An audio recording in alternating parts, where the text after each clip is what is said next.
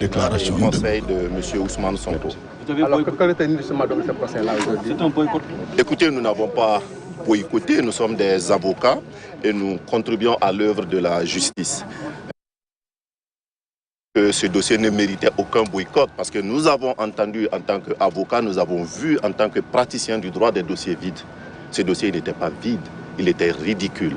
Et donc nous étions totalement à l'aise. Mais notre problème n'est pas là. Notre problème, c'est qu'aujourd'hui, ce n'est pas la justice seulement du Sénégal qui est attaquée. Je pense que quand la démocratie est malade, c'est la justice qui vient à son secours.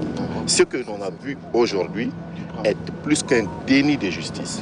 Écoutez, ça a commencé déjà depuis le 16 mars, où il y a eu une procédure cavalière, y compris par les défenseurs de la défense qui sont l'ordre des avocats, pour exclure de ce procès un de nos confrères, M. Ousseynou Fall.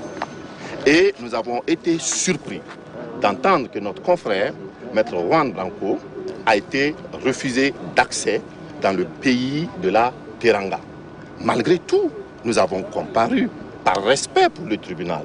Mais notre client ne pouvait pas comparaître pour des raisons médicales.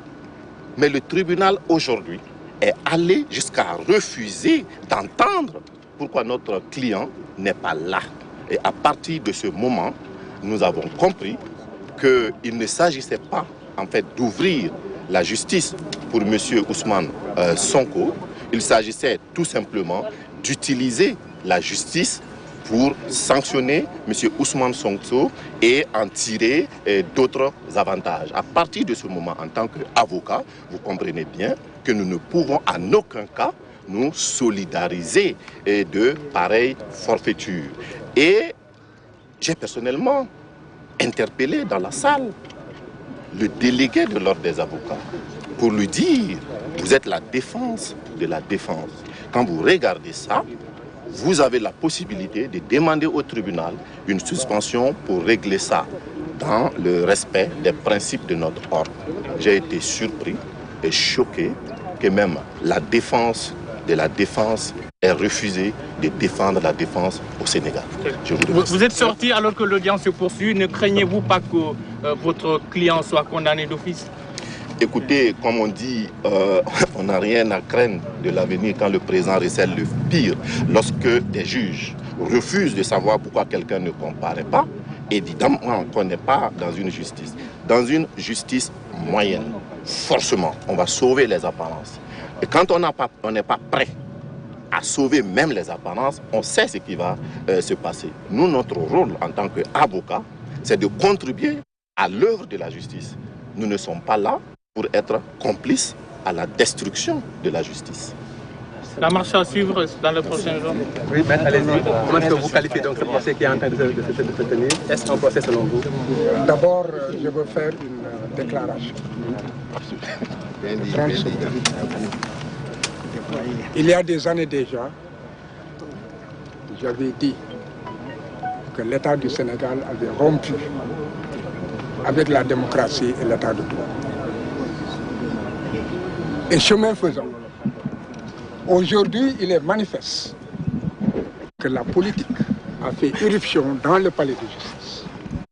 Et lorsque la politique entre dans le palais de justice, il appartient aux acteurs judiciaires d'être lucides.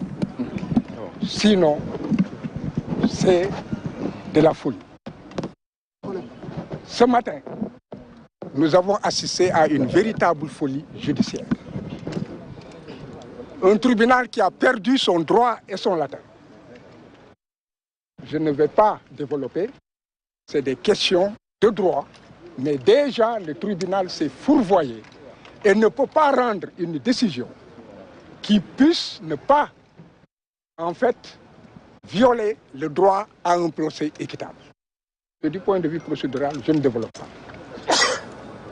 Il est manifeste que si nous avons quitté la salle, nous avons été contraints de le faire. Dans la mesure où, avant que les débats ne commencent, les avocats peuvent présenter des préliminaires. Le premier préliminaire qui était posé, c'était qu'il fallait que les avocats puisse obtenir quelques minutes. On ne presse pas un procès. L'important, c'est de rendre le bon droit. Ce qui a été refusé. Ensuite, la défense a voulu développer un autre préliminaire dans la mesure où il avait déjà limité le temps en disant seules 3 personnes pouvaient parler d'un côté comme de l'autre et le ministère public. Du point de vue principiel et du droit pur, chaque fois qu'on est dans une salle d'audience et que la parole est donnée, même le bambin, qui n'est pas en première année de droit, c'est que la parole est donnée en dernier à la défense. Et cette parole devait permettre que l'on dépose un certificat médical qui permette au tribunal de voir quelles règles de droit appliquent. Ce n'est pas que parce qu'on a déposé un certificat médical que le tribunal peut renvoyer ou bien que le tribunal doit juger. Non.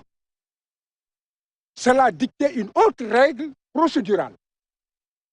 Mais comme je l'ai dit, alors le tribunal avait perdu son latin et avait perdu ses moyens et était rentré dans une logique où il ne fallait pas écouter les avocats, ni de par leurs moyens, ni de rien du tout. Et le juge ne s'est pas privé de dire, maître, dans des circonstances dans lesquelles nous nous trouvons, la défense se retire. Est-ce qu'il appartient à un juge de le dire? Donc, le tribunal était dans la logique, non pas de ne pas écouter les avocats, mais était en train de voir quel était le confort que la défense pouvait lui donner en quittant la salle. Il est clair. Et nous avons demandé un donné acte. C'est le minimum. Que le tribunal constate que nous déposons un certificat médical et qu'il l'a reçu. Il avisera après, du point de vue procédural, ce qu'il fera. Le tribunal a refusé de prendre le certificat médical. Nous avons demandé à ce que le tribunal demande au greffier de donner acte de ce qu'il a refusé de prendre le certificat médical. Le tribunal a refusé. Et a commencé à lire l'assignation. A-t-il terminé la lecture? Ne l'a-t-il pas terminé? En tout état de cause, il a donné la parole immédiatement à la participante. Donc nous sommes là où nous nous mettons dans le conformisme d'un cirque, ou bien nous faisons comprendre au monde entier que nous ne sommes pas devant un tribunal, mais nous sommes devant un organe en commandite. Et mieux encore, aujourd'hui j'interpelle le monde entier. La défense entière de tout l'univers, c'est une attaque contre la profession d'avocat. Le fait qu'on ait brutalisé et retourné manu militari notre confrère qu'on n'arrive pas à joindre. On ne sait même pas dans quel avion on l'a mis et où est-ce qu'on l'a débarqué. On a empêché la défense d'exercer la profession. Donc ce n'est pas une attaque ni contre Sonko, ni contre nous seuls, mais contre en fait l'ensemble de la défense. Et il n'appartient pas à un État de choisir qui va venir défendre un citoyen ou qui ne doit pas venir pour défendre un citoyen. Nous avons pu voir que l'État a laissé entrer dans le territoire national un avocat étranger venu pour la partie civile. Et cet avocat est dans la salle. Et au même moment, il a amputé Ousmane Sonko de la défense dont il s'était choisi. Donc, il est manifeste que c'est un précédent. Et nous sommes dans un État où il n'y a que des précédents. J'avais dit qu'il y a l'école de Macky Sall. Le précédent qui utilise l'appareil judiciaire pour dévoyer la démocratie et empêcher aux opposants d'aller aux élections.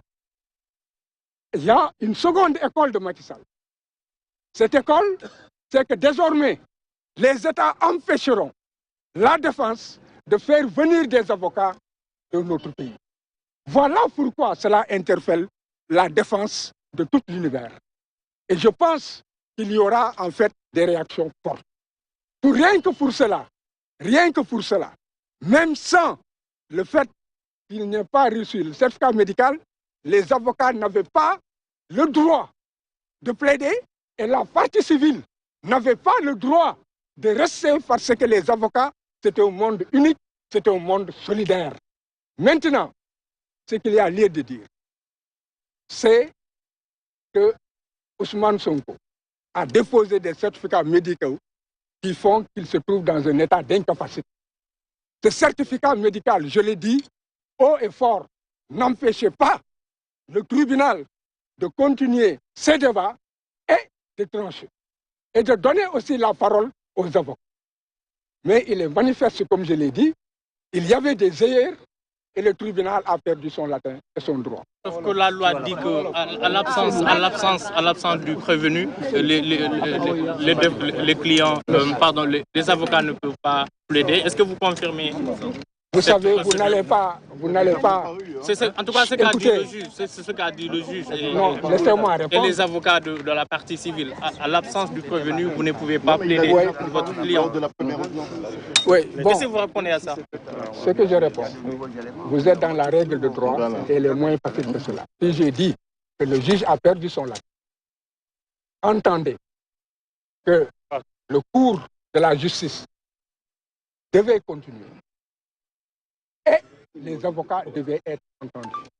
C'est du droit pur, ne vous aventurez pas à cela. Voilà, merci.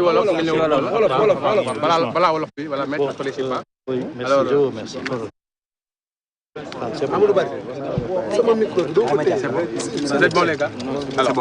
Voilà. Non,